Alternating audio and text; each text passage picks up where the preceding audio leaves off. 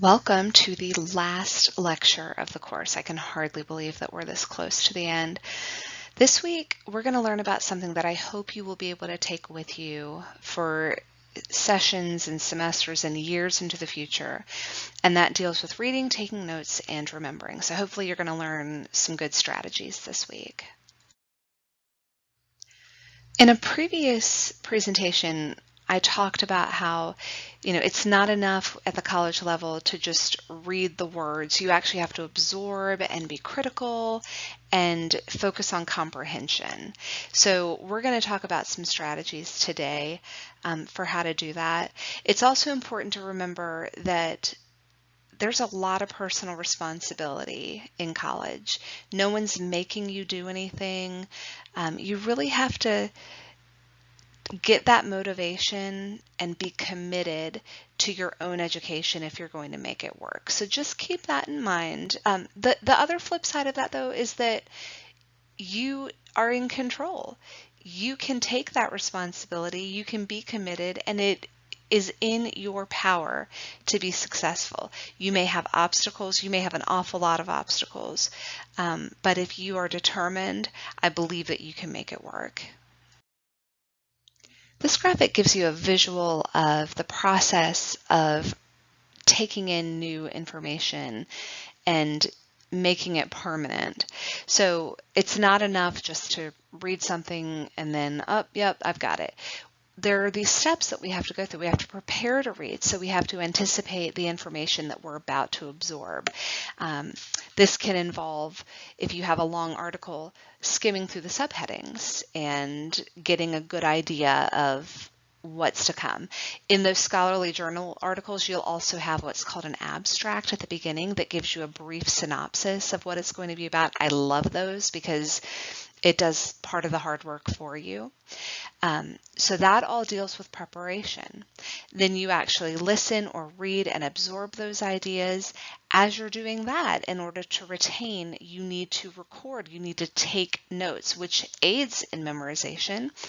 And I hate to tell you this, but studies have shown that if you take your notes by hand instead of on a word processor, you actually retain them better. I know that's not practical, and I know that what I ask you to do in this class is to type your notes and submit them.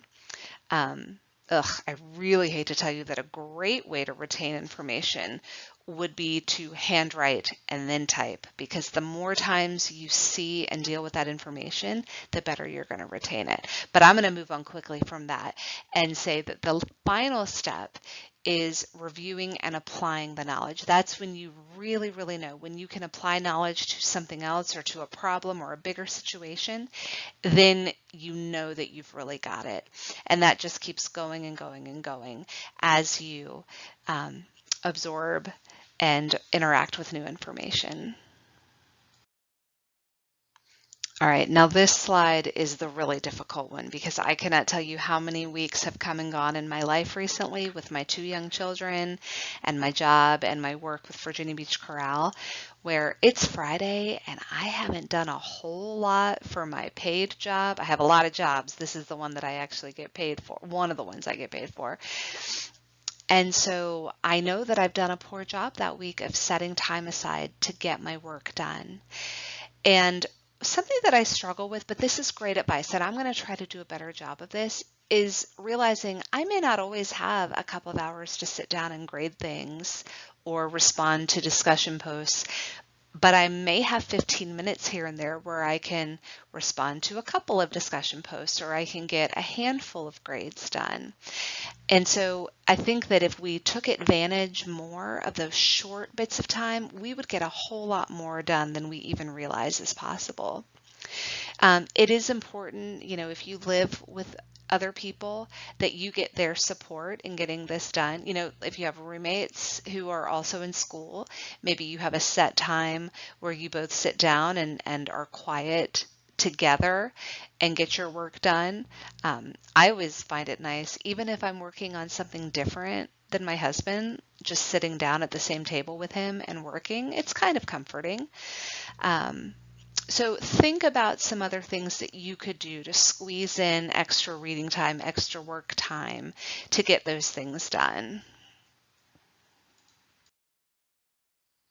This is another one that's really challenging for me because, as you have heard, it's very quiet now. I'm actually recording all of these lectures in the same day. And so the early ones, my children were up. Now it's way past bedtime. The house is quiet. Everyone's asleep. But it's difficult sometimes to focus in my home. And so what I have to do a lot of times is just leave. I love to go to Starbucks or Panera and put my earbuds in and just get in the groove and get focused. It's not always possible. So sometimes, like today, I just needed to knock out a bunch of work. So I just made up my mind that today was the day I was going to get it all done. But if you can train your mind to get focused quickly, it really helps. I have struggled in the past with getting to wherever I'm going to go to work and picking up my phone and wasting 30 minutes piddling, as we call it in my family, on different apps and Facebook and whatnot, instead of just getting right to work. So I can tell you from experience that if you can start training yourself to get focused quickly, it will save a lot of time and you'll get a lot more done. One thing that I do is I build in little rewards for myself. So let's say, for example, I get to Starbucks. I tell myself I'm not going to order coffee until I've graded this many assignments. Or I'll let myself play a game for a few minutes to give my mind a break after I get a certain amount of work done. And I actually will go on paper and I will write how many things I have to get done, and I will break it out and say, okay, I need to get this little section done, and then I can have a break, and then I need to do this section. And it really helps me to stay focused when I know that relief is coming, even if it's a short break, and then I'm going to get right back to work, but then I get another break. So yeah, that's been really helpful for me, especially when I have a ton of work ahead of me. Okay, this third one sounds a little bit to me like, it says clear your mind and think through what you've learned recently, but I think you could also think about your end goal. Just take a moment and think about the fact this is one tiny step in the process of where I want to go, and just remind yourself of why you're here. You may be working on an assignment that means absolutely nothing to you. You have no desire to do it. Just remind yourself of where it lies in the big picture. And then as you read, think about how you can apply the information to real life. Now, I told you 4 weeks ago, I believe it was, when we had the rhetoric lecture, that I love rhetoric and I love to talk about it. So even though I don't teach high school right now, I still, as I read, am constantly thinking, how could I take this excerpt from my book and use it in class to teach rhetoric? Because that's where my mind is.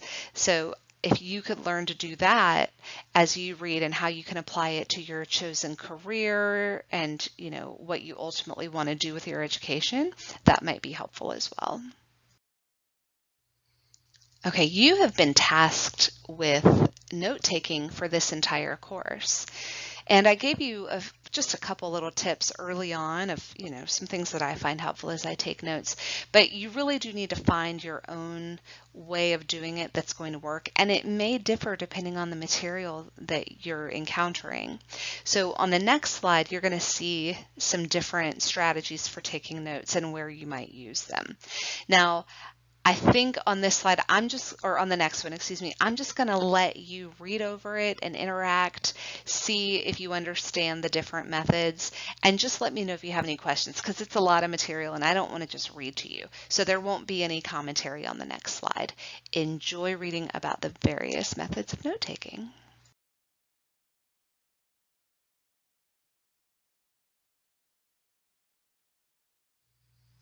All right, this is a great strategy for reading, and this deals with that preparation phase that we saw on the graphic.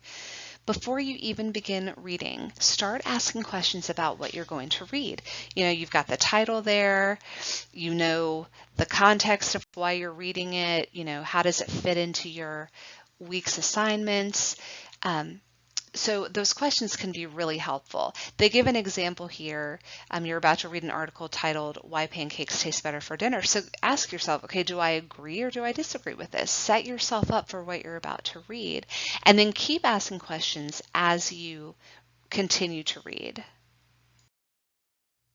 Now we're going to put that into practice. So you're about to read a snippet of an article entitled The Traumatic Costs of the Vietnam War. So I want you to think about questions that you would have about that article. Write those down as part of your notes. And then on the next slide, you're actually going to read through it. And I want you to write down the answers that you find to the questions that you just wrote down as you read. I'm not going to comment on the next slide. I'm just going to let you read and think and take notes. So I'll see you in 2 slides.